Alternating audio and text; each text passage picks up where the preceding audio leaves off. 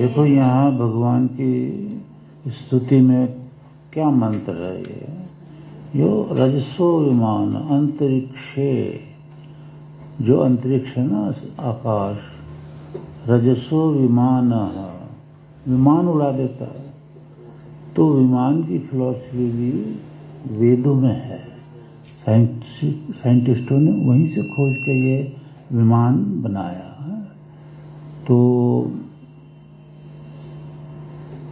दयानंद जी ने एक बार कहा था, अगर मेरी गवर्नमेंट मदद करे तो मैं वेदों से विमान को तैयार कर सकता हूँ, विमान बना दूंगा।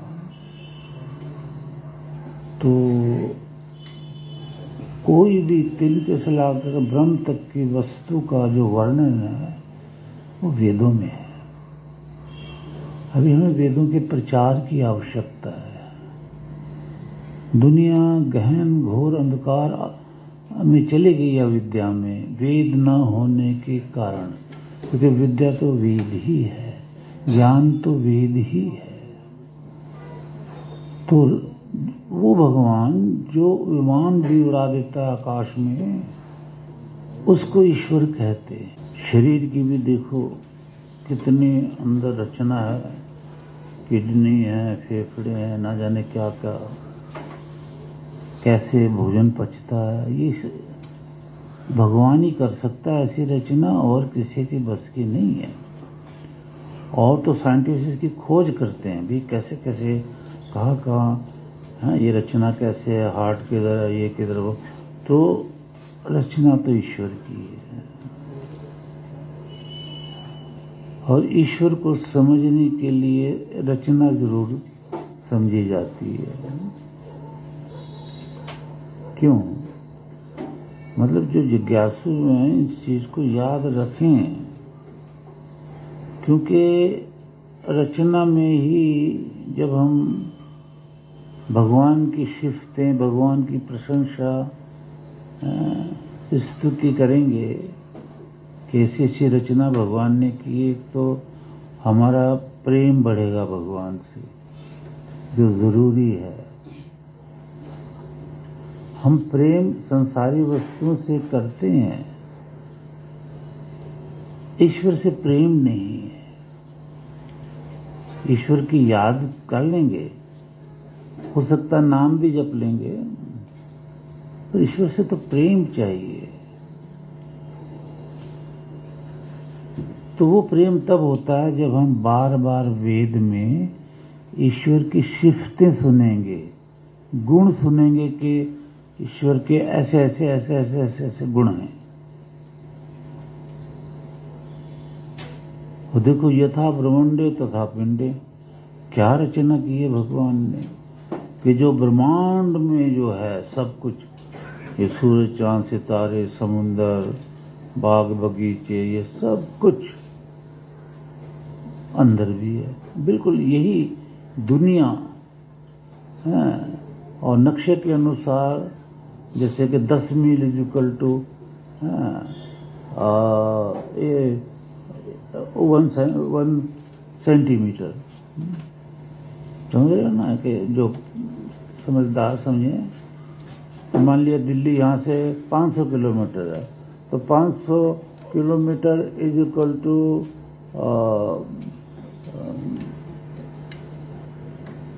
कुछ मिलीमीटर, समझ लो। तो इस तरह से नक्शा तैयार है अंदर, कि उस हिसाब से सारा नक्शा अंदर तैयार है। अंदर ही सूरज है, अंदर ही तारे हैं, अंदर ही सब कुछ, नक्षत्र, अंदर ही समुद्र, अंदर ही पृथ्वी, अंदर ही सब कुछ है। मतलब अद्भुत रचना है।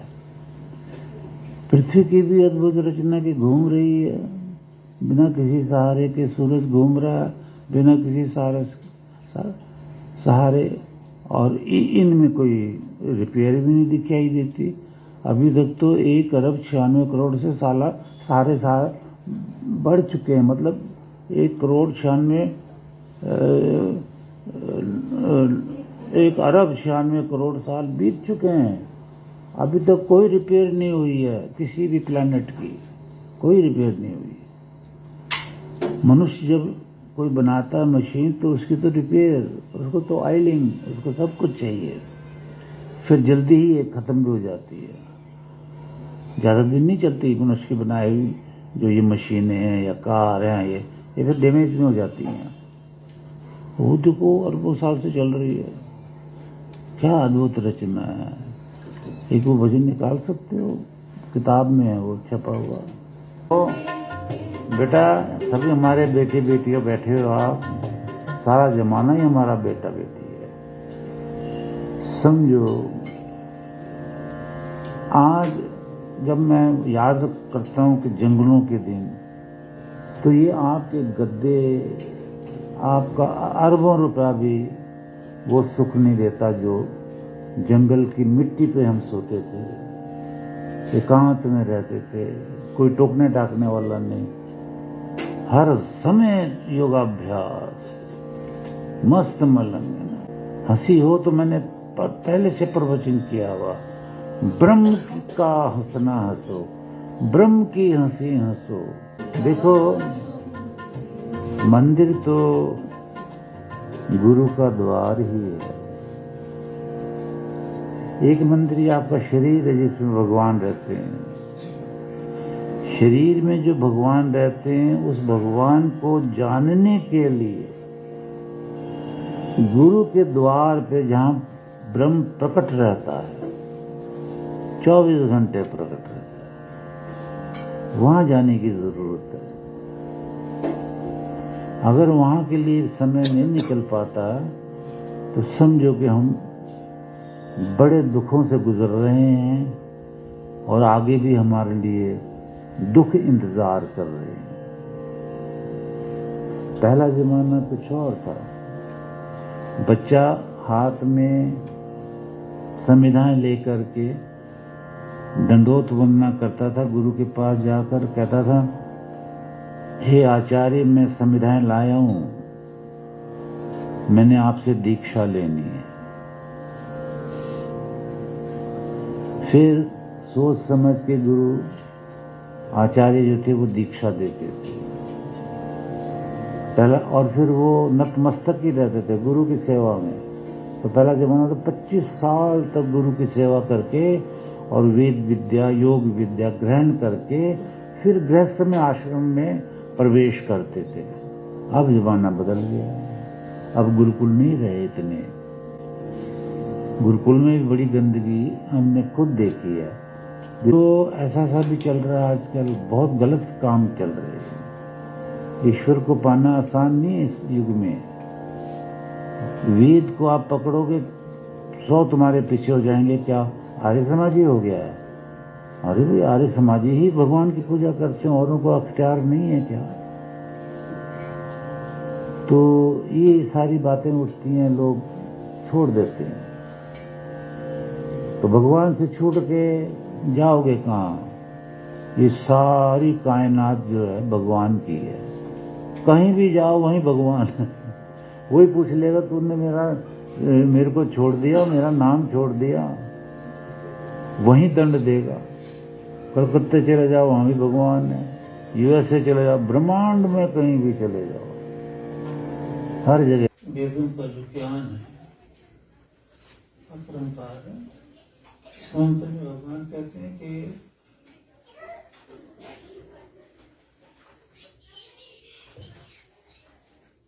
विद्वानों के पास, गुरुजनों के पास जाओ जो वेद के ज्ञाता हैं, तो वो सब अपराधों का निवारण कर देंगे। पिछले जन्मों के, इस जन्मों के जितने भी पाप वो तो किए हैं। मनुष्य तो वैसे तो उसका आंसर कोई भी नहीं दे पाएगा कि मनुष्य है वो तो गलती करेगा, क्यों करेगा ये किसी को नहीं पता। हम बताते रहते हैं, उसे याद करते रहो। तो कह सकता है कि क्यों करेगा, गलती तो करेगा।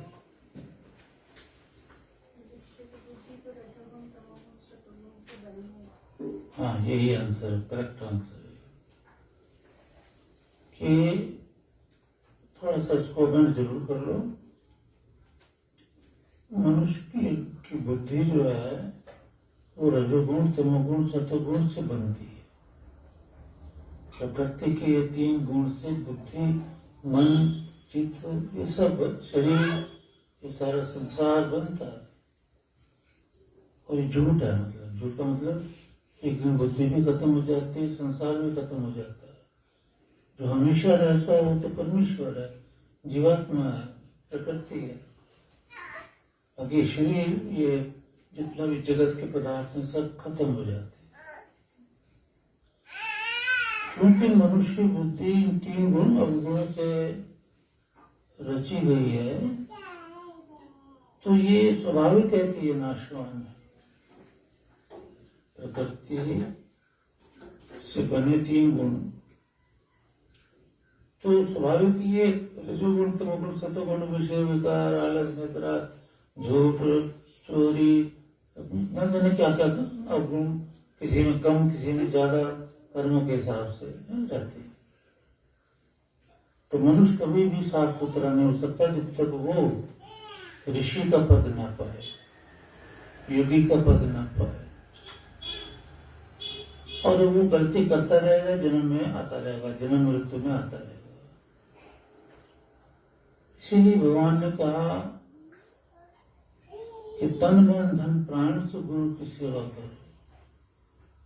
समझना है, ये लोग ना समझे, संसार को प्रेफरेंस दे रहे हैं। संसार के तरक्की के लिए तो ईश्वर कहते हैं कि वे धन तो कमाना पड़ेगा, मेहनत करो, वो भौतिकवाद है। लेकिन भौतिकवाद में ही सारा संसार अपना समय गुजार देता है, पाप का भागी बन जाता है। भौतिकवाद में बुद्धि जो है, मन है, जो चित्त है, ये रजोगुण तमोगुण सतोगुण होने वाला, तो इसलिए पाप करता रहता है। फिर जब भी गुरु की शरण में कोई जाता है, वैदिक गुरु की, और वहां से शिक्षा लेता है और शिक्षा पे चलना शुरू करता है, सेवा भक्ति शुरू करता है, उधर मेहनत की कमाई भी करता है, तो उसके मन में शांति आती है और देवयान योनि में प्रवेश कर जाता है। फिर उसकी योनि बदलती नहीं है कभी कि कुत्ते बिल्ली वाले नीच योनि में चला जाए, नहीं जाएगा, और तरक्की होती रहेगी। गुरु 5 जन्म तक तो साथ देगा ही देगा, उससे ज्यादा भी दे सकता है, क्योंकि वो आचार्य जो है अजर अमर अविनाशी हो गया है, मोक्ष में दाखिल हो गया है, ईश्वर के साथ 24 घंटे का मेल रहता है उसको। ये रहस्य जानने हैं, भक्ति करनी है, हवन दोनों टाइम करना है, नाम जपना है, बुरे कर्मों से दूर रहना है। जबरदस्ती तो स्वभाव में आ जाता है कि वो अच्छे ही कर्म करेगा, पूर्व नहीं वे कर्म है। तो भाव ये है कि गुरु के बिना कुछ भी नहीं है। तो यही बात यहाँ भी भगवान कह रहे हैं कि पापों को दूर करने के लिए, अधर्म का नाश करने के लिए, सुख प्राप्त करने के लिए विद्वानों के पास जाए गृहस्थ आश्रम वाले, और विद्वान जो है उसके सब अपराधों का निवारण कर देता है। इस जन्म में या अगले जन्म में, मतलब धीरे धीरे धीरे मोक्ष तक पहुंचा देता है, योनि नहीं बिगड़ने देता। तो असल में तो जैसे भगवान कहता है, लेकिन समझते कम है, यार ये कुछ समझता भी नहीं शायद, कि सच्चे मित्र भगवान है और आचार्य है, जीव का, शरीर का नहीं, जीव का। जीव आत्मा का सच्चा मित्र भगवान और आचार्य बताए वेदों ने। तीसरा कोई उसका मित्र नहीं है, क्योंकि तीसरी कोई बात ही नहीं है याज्ञवल्क्य के अनुसार भी, क्योंकि तीसरे की बुद्धि में तो रजोगुण तमोगुण सतोगुण रहता है, ऋषियों की बुद्धि से गायब हो जाता है तपस्या के कारण। तो यही परमेश्वर और विद्वान आचार्य जो हैं, यही सच्चे साथी हैं, सच्चे मित्र दो। तो इन्हीं की सेवा से फिर ये पिछले जन्म के जो पाप है माफ कर देते हैं, इस जन्म के भी, और निरोग बना करके अगर उनके कहे पे चलें कि सुबह उठना है, बैठना है, योगाभ्यास करना है, हवन करना है, फिर ड्यूटी पे जाना है, मेहनत की कमाई सारे दिन करनी है, शाम को फिर आना है, वहां तो नाम जपना है या सोते समय नाम जपना है, अच्छी तपस्या करनी है। जबरदस्ती मन से लड़ाई लड़ने की जीवात्मा को यही लगा है, ये चला जाएगा फिर वापस जाओ, फिर चला जाएगा फिर वापस जाओ, ये स्ट्रगल, ये एक्सरसाइज, ये लड़ाई लड़नी है मन से कि भागेगा आप वापस आओ। तो मन का एक स्वभाव है कि एक दिन वो ठहर जाता, फिर नहीं जाता ये कहीं, फिर ईश्वर में लगा रहता है। तो ये चीजें हैं करनी है। तो यहाँ भी जैसे इस मंत्र में भी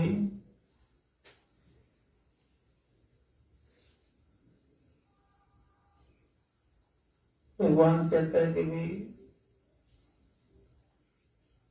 पुरुषार्थ से विद्या को प्राप्त करने के लिए आचार्य के पास जाओ, विधि पूर्वक धन कमाओ, अन्न जल सब कुछ प्राप्त करो, शिक्षाएं, शरीर को निरोग बनाने की तरफ चलो।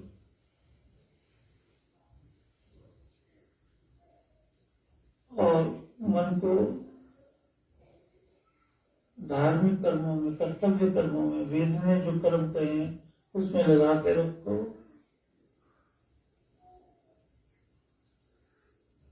इसी से सुखों की वृद्धि होगी। आचार्य से शिक्षा लेते रहोगे, मोक्ष हो जाएगा। दो ही सच्चे मित्र हैं, परमेश्वर और आचार्य।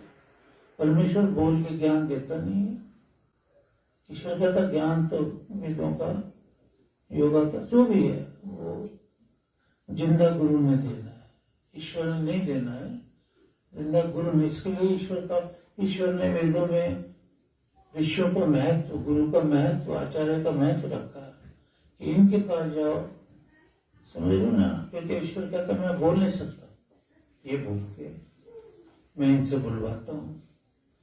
तो ये सारी शिक्षाओं को ग्रहण करना है। इसमें भी देखो कितना सुंदर ज्ञान है कि आप ऋषि जो होते हैं ना, 10 जन्म के जो है मित्र होते हैं सच्चे। कितना साफ ज्ञान दिया है। ये सुदत्र ज्ञान के दाता होते हैं विद्वान। और ये विद्वान हमारे लिए समवर्चसा,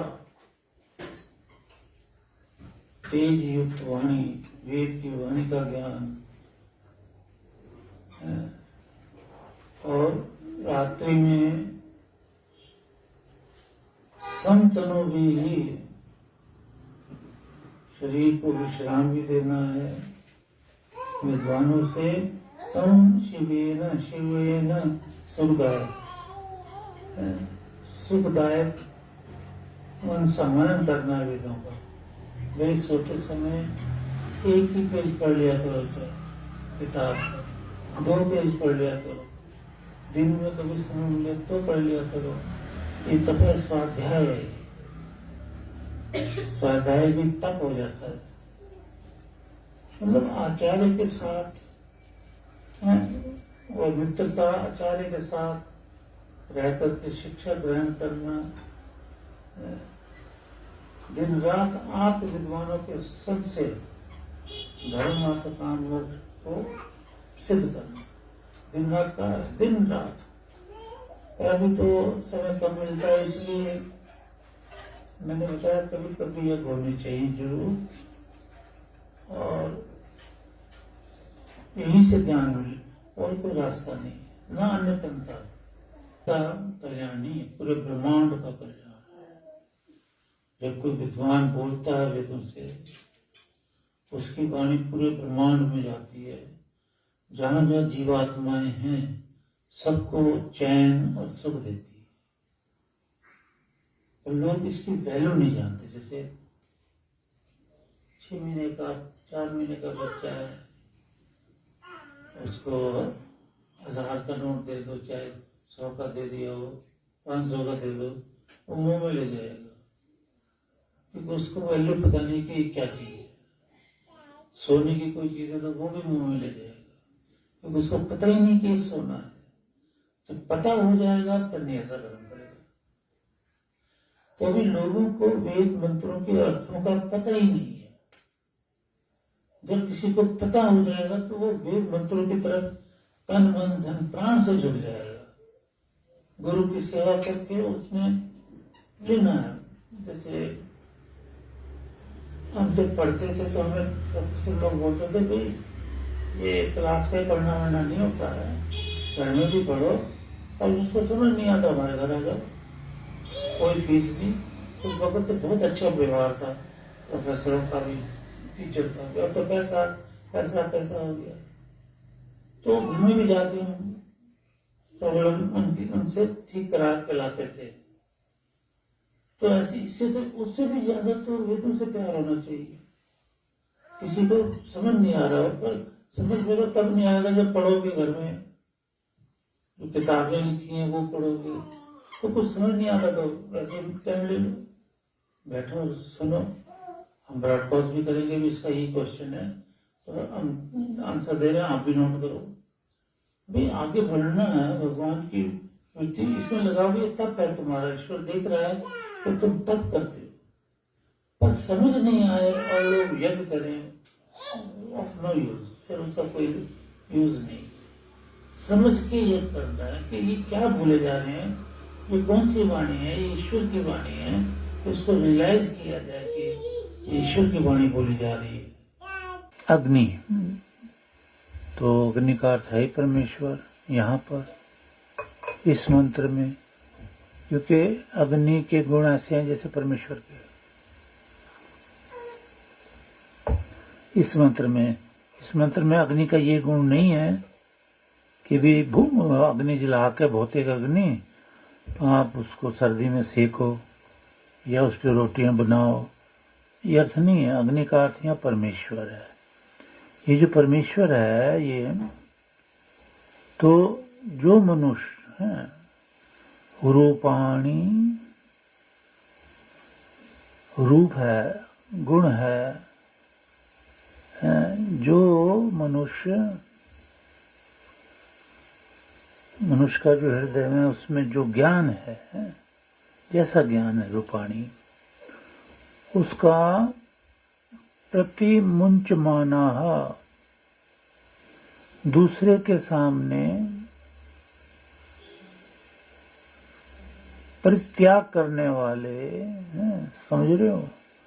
जैसे आपके हृदय में जो भी ज्ञान है तो दूसरों के सामने परित्याग कर दिया कि हमें कुछ ज्ञान नहीं है, ये डाउन टू अर्थ है। या दूसरा इसका अर्थ ये है असुरा, जो धर्म को नाश कर देते हैं, जो वेद नहीं समझते, जो वेद में किए हुए शुभ कर्मों को नहीं करते, वो मनुष्य।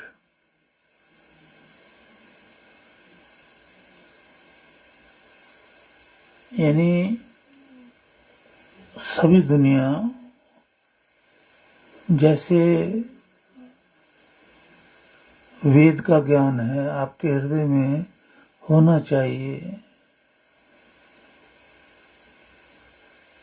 तो वेद का ज्ञान नहीं है किसी के हृदय में।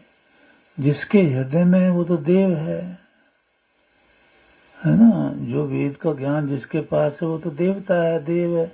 परंतु जिसके नहीं है और जो अधर्म का कार्य करते हैं, पृथ्वी पर रहते हैं, स्वदया चरंती, पृथ्वी पर रहते हैं, जिसके पास वेद का ज्ञान नहीं है, पृथ्वी पर रहते हैं, ये चैन, और जो स्वार्थ सिद्धि में लगे रहते हैं, बस अपना अपना भला सोचो, किसी और का सोचना ही नहीं है, औरों से राग द्वेष करना है, अपना भाव पूरा न होने के कारण दूसरों से लड़ना है, दूसरों से राग द्वेष करना है, और परापुरा अपने सुख के लिए अधर्म का कार्य करना है। अपने सुख के लिए झूठ बोलना है, राग द्वेष करना, काम क्रोध मद लोभ अहंकार करना है अपने सुख के लिए, तो निपुरः वो दुष्ट स्वभाव वाले जनों को की जो है वो ऐसे लोग जो हैं स्वार्थी अधर्म पर चलने वाले, वो अन्याय से दूसरों के पदार्थों को जो है ना भरंती हड़प लेते हैं। किसी की जमीन पे कब्जा हो गया, किसी की बात को कहा भाई ये हमारा है, ये तुम्हारा नहीं है, दूसरों के धन को हड़पना। जैसे कि आजकल ये ज्यादा हो रहा है, टेलीफोनों पे नंबर पे बात करते हैं और 1 सेकंड के अंदर जिसका पैसा होता है वो अपने में खींच लेते हैं। ये हड़प लिया, ये राक्षस है, इनको वेद राक्षस कह रहा है। तो ये राक्षस जो है और दुष्ट जो है, तान अस्मात्, उन दुष्टों लोगों को हे परमात्मा लोकात, लोक से, इस संसार से प्रणुदाती, दूर कर दे। ऐसे दुष्ट मनुष्यों को जो दूसरों का धन हड़प लेते हैं, वेदों का ज्ञान नहीं है जिसके पास, तो उसको इस संसार से ही दूर कर दे प्रभु। है दुष्ट मनुष्य जो है मन, शरीर और वाणी से झूठ बोलते हैं, मिथ्या व्यवहार करते हैं, पृथ्वी पर अन्याय से ऐसे लोग जो है ना वो प्राणियों को पीड़ा देते हैं, अपने सुख के लिए दूसरों के पदार्थों को हड़प लेते हैं। तो ऐसे इस मंत्र में ये भी प्रार्थना है कि हे प्रभु ऐसे असुर लोगों को इस पृथ्वी से दूर कर दे। तो भाव क्या निकलता है कि भी हम असुर ना बने, हम देवता बने, हम सबको समान दृष्टि से देखें और अज्ञानियों को भी ज्ञान देकर ज्ञानी बनाएं। तो ये हम असुर ना हो बस। असुर्य नाम ते लोका अंधेन तमसा वृता। देखो आप पढ़ते ही हैं वेदों में, यजुर्वेद में कि हम असुर ना बने बस, है ना। और हम विद्वानों को जो वेद का ज्ञान जानते हैं, अगले मंत्र का भाव है, तो और माता पिता गुरु विद्वान जो हैं इनकी सेवा करें कि हे हमारे माता पिता गुरुजनों, है ना, आपका स्वागत है। कल वो न्यूज देख रहा था मैं, उसमें एक वो लग गया, वो पंजाबी का नहीं, राजस्थान नहीं, हरियाणा का कोई पोएट था, तो वो ये कह रहा था, को हंसी वाला था, तो हंसाने वाला जो पोएट होते हैं, हास्य कवि, तो फिर हमारे यहाँ तो ये है कि बेटा अगर ये कहे कि पिताजी बुढ़े हो गए हो, अब वृद्ध आश्रम में जाने की तैयारी करो, तो हमारे यहाँ तो ये है भाई, हम उस बेटे को ही और बहू को ही वृद्धाश्रम छोड़ जाते हैं। तो बुढ़े का कोई सवाल नहीं, हम तो कहते हैं हम, हमारे यहाँ तो ये है। तो यही होना चाहिए, माता पिता की सेवा की जगह आजकल लोग वृद्धाश्रम में छोड़ रहे हैं, कोई विदेश जा रहा है, नर्सें छोड़ रहा है उनके पास, कुछ कर रहे हो, तो ये माता पिता तो साथ ही रहने चाहिए, उनकी सेवा करके। हम ये संसार देख रहे हैं क्योंकि आंखें खुली है, हम अंदर का संसार नहीं देख रहे हैं क्योंकि वो बंद आंखों से दिखाई देता है। वो आध्यात्मिक संसार जो है, आप बंद आंख करोगे, साधना करोगे तो वहां दिखाई देगा। हम दोनों संसारों का ज्ञान लेने आए हैं यहाँ पर।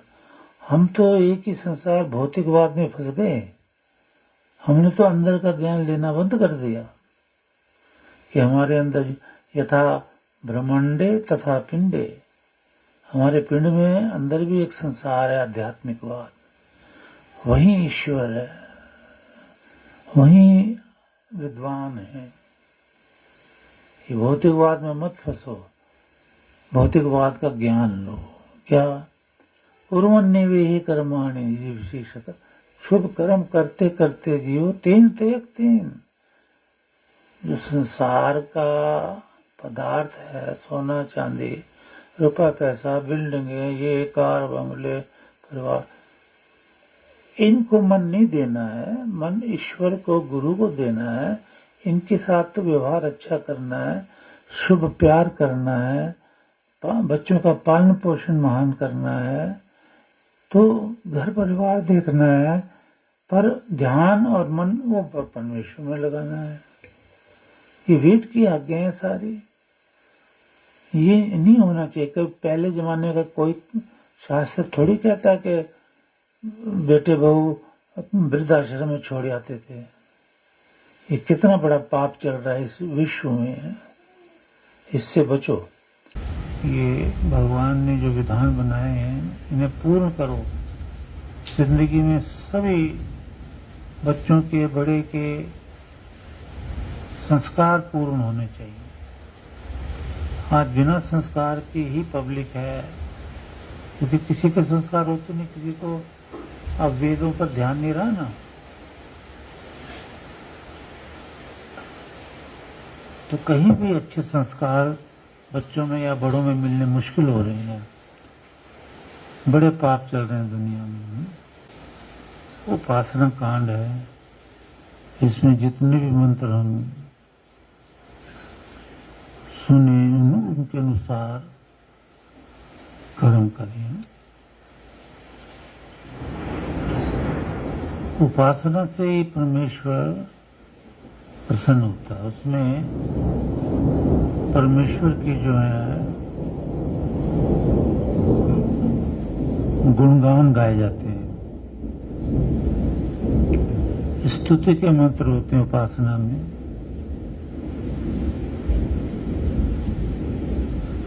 तो कई एक ऐसे ब्राह्मण होते हैं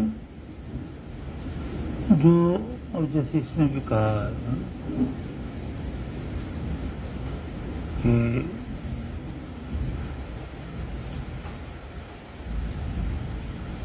हे परमेश्वर सत्कृतो, अनंत कर्मों को, डिवाइन डीड्स जो करते हैं भगवान, पूरी पृथ्वी को पालना कर रहे हैं।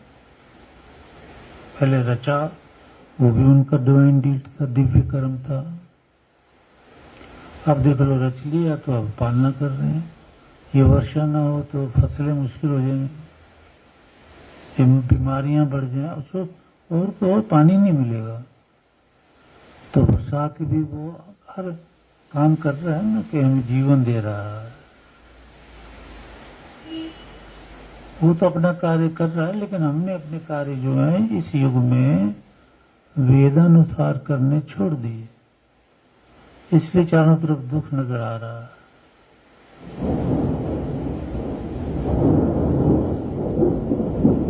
तो गुरबाणी में भी कहते हैं ना, परमेश्वर ते भूलिया व्याप ही सब रोग। सारी मुसीबतें यही है कि हम परमेश्वर को भूल गए। आपको तो मैं नहीं कह रहा, जितने भी शिष्य हैं, क्योंकि आप परमेश्वर को सुबह शाम याद करते हैं। ते नम उक्तिम विधेम, उक्ति में ना मंत्रों से आहुति डालकर उसको आप रोज सुबह शाम नमन करते हो। भाग्य बना रहे हो, अपना परिवार का भाग्य बना रहे हो, उत्तम भाग्य, अच्छा। तो जैसे यहाँ ईश्वर कहता है कि हे अनंत कर्मों को करने वाले परमेश्वर, गायत्रिण त्वा गायंती, गायत्रिण त्वा गायंती, गान जो करते हैं, गायत्रिण, गान करने वाले, जो भजन बोलते हैं, तो गाते हैं त्वा गायंती, त्वा मन तेरा, गायंती मन गायन करते हैं। लेकिन वेदों अनुसार एक तो डिवाइन सॉन्ग है ये, वेदों के मंत्रों का गायन जो आप यहां सुनते रहते हो कभी कभी। तो ये गायत्रियां जो होते हैं गाने गानों में कुशल, तो ये ईश्वर के मंत्रों का गायन करते हैं, स्पेशली सामवेद का गायन करते हैं।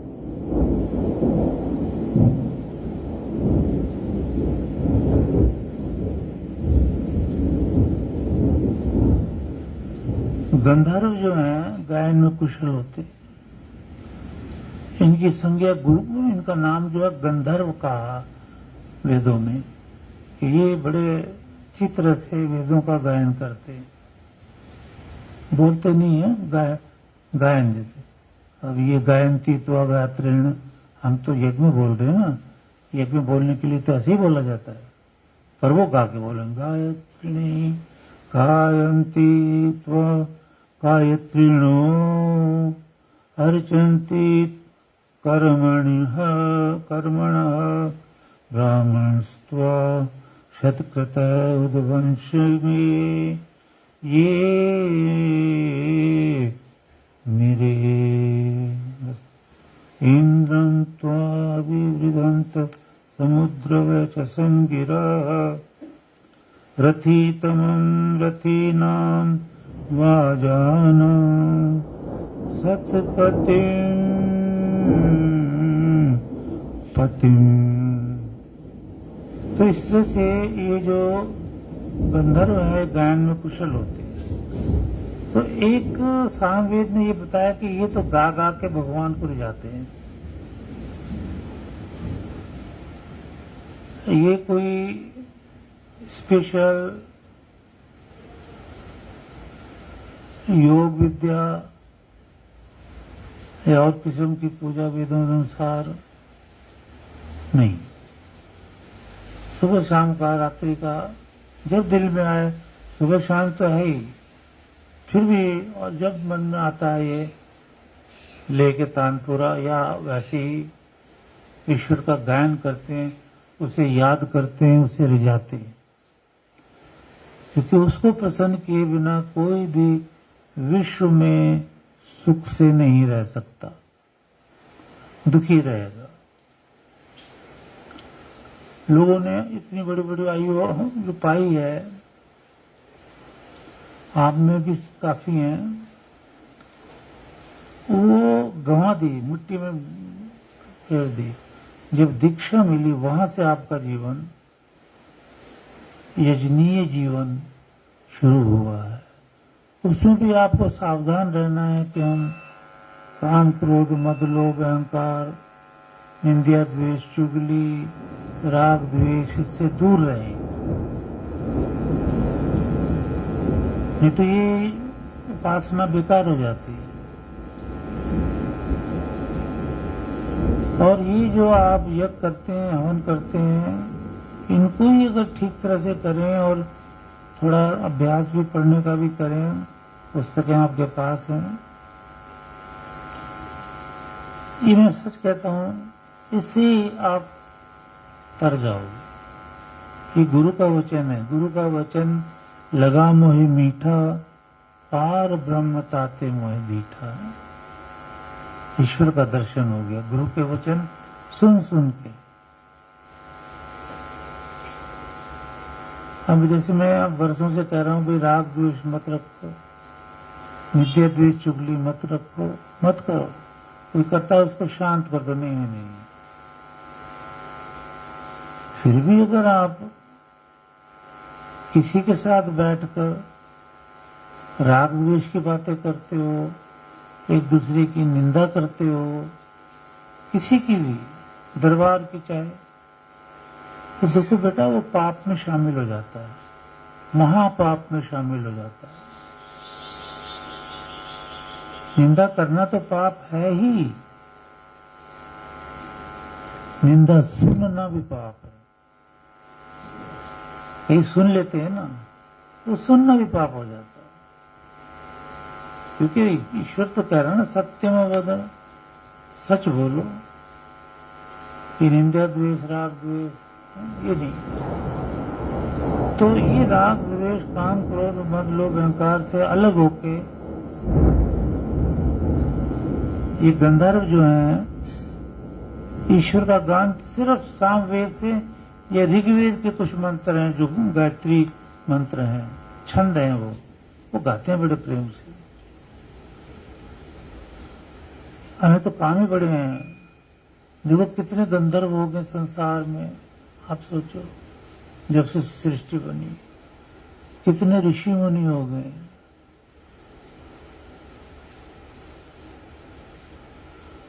किसी ऋषि मुनि ने एक पुस्तक लिखी है, किसी ने दो, बस दो तो किसी ने बिरला ने लिखी।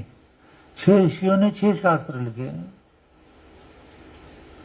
9 उपनिषद में 9 ऋषियों ने उपनिषद लिखे। ऐसे ही कुछ ज्यादा। अब इसी युग में मैं अपनी जीवन को देखता हूं तो मैं 24 घंटे फंसा रहता हूं। ये तो अच्छी अच्छी तर्जें निकाल के वेद मंत्र गाए बैठे, तो पहले गाए भी काफी हमने। वो कोई सीडी चुरा के ले गया, बताओ, कोई सीडी ही चुरा के ले गया। नहीं तो वो सीडी सबके कल्याण के लिए होती है। दोबारा करेंगे कोशिश, बस सेवा भक्ति में ध्यान दो, जिससे गुरु की आयु बढ़े। बस काम बहुत करने हैं, आयु घटाने वाले कार्य न करो। राग द्वेष निंदा चुगली ये वो कोई करे भी तो उसको बोलो चुप भाई, ये यहाँ ये ब्रह्म का द्वार है, यहाँ ब्रह्म प्रतिष्ठित है, यहाँ ये बातें नहीं चलती है। ये बिल्डिंग इसलिए बनाई है, ये गारा मिट्टी लगाकर सीमेंट लगाकर ये इसलिए खड़ा किया कि तुम अपने अपने घरों से आओ, यहाँ बैठ के निंदा करो। ये पाप है, महापाप है, भोगा भी नहीं जाएगा। तो इसलिए शांत हो। यहाँ तो मैंने हजारों बार वाक निकालने पर गुरु का वाक कोई समझता नहीं है आजकल। कि इस गेट के अंदर आ गए हो तो जो भी बुराइयां वहीं छोड़िया, बस इधर सिर्फ ब्रह्म की बात करो, सिर्फ परमेश्वर की और गुरु की, सिर्फ परमेश्वर की और गुरु की। तीसरी बात नहीं होनी चाहिए। दूसरी और तीसरी बात झूठ होती है। एक सत्य बात होती है, एक झूठ बात होती है। सत्य बात बोलो, झूठ नहीं। तो ये बताया, ये गाते हैं, आपकी पूजा करते हैं गा करके। और जो अर्पिणा पूजा करने वाले हैं, पूजा करने में क्या स्वाध्याय है, ईश्वर की पूजा है। मंत्र की आहुति डालना ईश्वर की पूजा है, आदर मान सम्मान है। तो हे भगवान, एक तो वह हैं जो गाते हैं तेरे को प्रसन्न करते हैं, एक वह हैं जो पूजा करते हैं, तेरे गुण भी गाते हैं, बोलते हैं। और ब्रह्माण, ब्रह्मा जो है यज्ञ के, ब्रह्मा भगवान नहीं, यहाँ पर यज्ञ के जो ब्रह्मा विद्वान है, वेदों के आचार्य ब्रह्मा लोग जो हैं, तो वह वंशमेव बांस की तरह अपने कुल को उदये मेरे ऊंचा करते हैं, बढ़ाते हैं। गंधर्व तेरे को गा के प्रसन्न करके प्राप्त करते हैं, पूजा करने वाले पूजा करके तेरे को प्राप्त करते हैं। और जो ब्रह्मा है, चारों वेदों का ज्ञाता, जो यज्ञ कराता है, वो अपने वंश को बढ़ाता है। और वो वेदों का ज्ञान दे करके, यज्ञ आदि करा करके अपने बच्चों को तारता, अपने शिष्यों को, अपने बेटा बेटियों को तारता है। वो ब्रह्मा है। उसका वंश ऐसे बढ़ता है जैसे बांस थोड़े से लगा दो और बांस अपना वंश बढ़ाते चले जाते हैं और बढ़ते चले जाते हैं, बांस बढ़ते चले जाते हैं। तो आज हम देख रहे हैं, मैं भी देख रहा हूं, बहुत प्रसन्न होता हूं आजकल तो मैं कि हमारा ये जो ब्रह्मा का कुल है ये काफी बढ़ गया है। भगवान और बढ़ाए, लोग यज्ञ कर करके, पूजा कर करके सब दुखों का नाश करें, अपना सुख में प्रवेश करें। कि भगवान ने सृष्टि रची है, भगवान के अतिरिक्त कौन रच सकता है? यही तो उसके देखो कृति, उसकी कृति जो है, रचना है, क्या कमाल की है। अगर ये समझ में आ जाए कि आप भगवान के गुण गा रहे हो और भगवान का गुण ये है कि उसने सृष्टि रची, आनंद में आत्मा तक फूल ही नहीं समाती। समझ में आ जाए तो गाने में तो तर्ज के साथ गा के कोई भी गा देता है, वो बेनिफिशियल नहीं है बिल्कुल। समझ में आना चाहिए।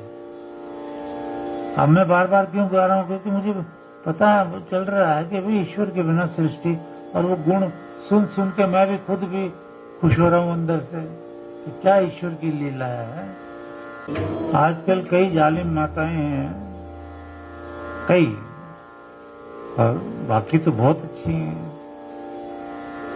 वो जालिम माताएं क्या करती हैं, अपने बच्चा जन्म लिया और झाड़ी में फेंक आई।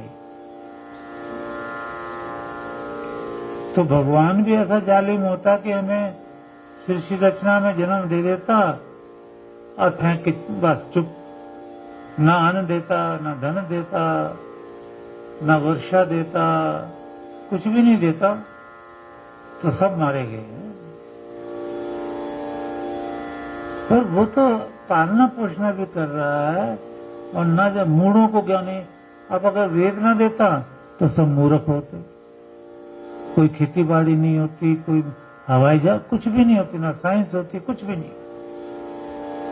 मूढ़ों से लड़ के मरते रहते। पर वेद का ज्ञान आ गया, वेद के ज्ञान के अब नकलें चल रही हैं, जैसे फिर भी जीवन टिका हुआ। मतलब नकलें भी ना हो, पूजा पाठ नकली भी ना हो, तो भी इंसान खूंखार हो जाए। ये सबसे पहले ईश्वर ने वेद की विद्या दी, मूढ़ों को भी ज्ञानी बना दिया। ना बटोरा जाए, ज्ञान बटोरो। और ये तो अब मेरे दिल से भी आवाजें निकल रही हैं अंदर से कि गुरु दरबार, परिवार, गुरु का ऐसा ध्यान रखो, सेवा भक्ति का, आयु बढ़े। गुरु का दर्शन, वेदों ने ईश्वर का दर्शन कहा। भक्ति बढ़ानी चाहिए, श्रद्धा को दृढ़ करना चाहिए। जैसे लोहे की गेंद है, चाहे एक लोहे की कटोरी है, कुछ भी है, उसको अग्नि में, भट्टी में डाल दो तो उस कटोरी में अग्नि जो है ना प्रकट हो जाएगी। सारी कटोरी ऐसे लगेगी जैसे ये आग है, आग का गोला है ये।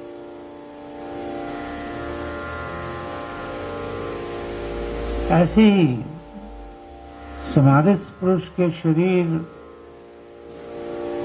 जब ईश्वर प्रकट होता है ज्योति स्वरूप, तो उस समाधि में गुरु के शरीर से जिसने भी देखा ज्योति ज्योति ज्योति, बालों से ज्योति, नखूनों से ज्योति, एक एक जगह से ज्योति प्रकट होगी। अंदर छुपी पड़ी थी ना, वो प्रकट होगी। पर ये करिश्मा 2-3 महीने रहता है बस, इसके बाद में छुपना शुरू हो जाता है, फिर कभी प्रकट होता है, फिर छुप जाता है, फिर प्रकट, ये होता ही रहता है।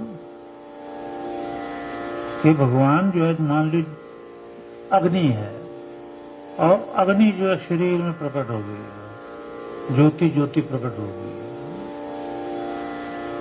तो गुरु का दर्शन बहुत महान होता है अगर श्रद्धा पूर्वक किया जाए। वो पिताओं का भी पिता है, उसका दर्शन कमाल का दर्शन है, बहुत कमाल का दर्शन। देखो, गुरु के एक शब्द में ही मुक्ति है। जो उनके शब्दों को, वेदों को मतलब सुनता रहता है, आशीर्वाद लेता रहता है। तो ऐसी कथाएं सच्ची जो महाभारत की, वाल्मीकि रामायण की और भी सच्चे ग्रंथों की आती हैं, शिष्य तो सेवा करके ही तर जाता है, भक्ति करके ही तर जाता है, बशर्ते कि उसको गुरु सच्चा मिले बस। और कोई कंडीशन नहीं है भगवान की, समाधि पुरुष मिले। और ये मिलने औखे हो जाते हैं क्योंकि ये दिल की जानते हैं, समझते हो आप? कि समाधि पुरुष क्या है, ये दिल की जानते हैं। वो मीराबाई का मुझे एक भजन याद नहीं आ रहा, तो ये एक स्टैंडा मुझे याद है, वो मैं गाता हूँ। बड़ा अच्छा स्टैंडा बना है, मीराबाई का अनुभव है वो। बिल्कुल यही बात है। देखो, कृष्ण महाराज से अर्जुन ने भी ये पूछा कि ये समाधि पुरुष होते हैं और हम साधारण पुरुष हैं, तो पहचान कैसे होगी, कैसे इनमें अंतर क्या होता है? आपको कई बार इस श्लोक की याद दिलाई मैंने कि अंतर क्या होता है। तो उसमें कृष्ण महाराज कहते हैं, आत्मनेव आत्मना तुष्टा, आत्मनेव आत्मना तुष्टा। जीवात्मा है ना, योगी की भी जीवात्मा है। तो वो योगी की जीवात्मा अपने आप से, अपने आप में संतुष्ट है। उसे दुनिया की कोई भी चीज दे दो, खरबों की चीज कितनी भी दे दो, सारा संसार उसके लिए मिट्टी के बराबर है। बस उसे तो 2 रोटी सुबह शाम की चाहिए, बस जिंदा रहने के लिए। अब ये संसार में भौतिकवाद आ गया। अभी देखो, अगर मैं यहाँ ना आता तो मैं तो लंगोटी में रहता था, जंगल में, और इसी दिसंबर के महीने में झरने के पानी से नहाता था, जो गंगा का ठंडा पानी है। कोई गर्मी नहीं, कोई कपड़े नहीं पहनते थे। पर संसार में रहकर संसार पुल्ले पड़ जाती है, इधर भी ठंड लगने लगी।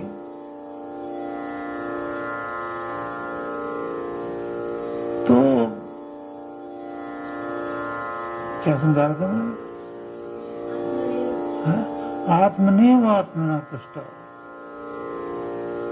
कहने को तो अब कई, अभी थोड़ी पता नहीं कितनी श्रद्धालु हैं अपने शिष्यों में, आप सब श्रद्धावान हैं, तो कुछ कुछ सेवा में लाते हैं, तो मुझे बताते हैं, तो मैं प्रसन्न होता हूं। तो वो प्रसन्नता जो है आत्मा की है, कि भी आत्मा अंदर से प्रसन्न है। और आप जो लाए हो, वो आपका जो इतना बड़ा दान है, तन मन धन प्राण का बड़ा भारी दान है, वो ईश्वर को मंजूर हो गया है। गुरु को मंजूर तो ईश्वर को, तो उसका पुण्य आपको दे दिया। मतलब आपके पास उसका पूरा पुण्य है जो मोक्ष में काम आएगा। लेकिन कोई कहे कि मैंने अपने दिए से ईश्वर को प्रसन्न कर, गुरु को प्रसन्न कर दिया, वो नहीं हो सकता। वो तो आत्मा से संतुष्ट ऑलरेडी है। गुरु दिखावा कर सकता है संतुष्टि का, लेकिन वो तो अंदर से संतुष्ट है ना। ईश्वर को आप क्या दोगे? वो तो खुद ही संतुष्ट है, आनंद स्वरूप है। हाँ, ईश्वर ने गुरु के लिए एक रास्ता बनाया करने के लिए कि तुमने गुरु दक्षिणा देनी है, तन मन धन प्राण से सेवा करनी। ये ईश्वर की आज्ञा है, गुरु की आज्ञा नहीं है। ये ईश्वर की आज्ञा है जो आचार्य सुना देते हैं। ये अलग अलग संसार है ना, आध्यात्मिक संसार है और वो भौतिक संसार है। इंसान भौतिकवाद में खिंच गया, आध्यात्मिकवाद के लिए उसका समय नहीं रहा। बस समय निकालो, यहाँ आने के लिए मैं नहीं कितना कह रहा, घर में समय निकालो, दोनों टाइम साधना करो, 4-5 आसन लगा लो श्रद्धा से अच्छी तरह, नाम जाप जरूर करो, प्राणायाम जरूर करो। इसीलिए हमारा जन्म हुआ है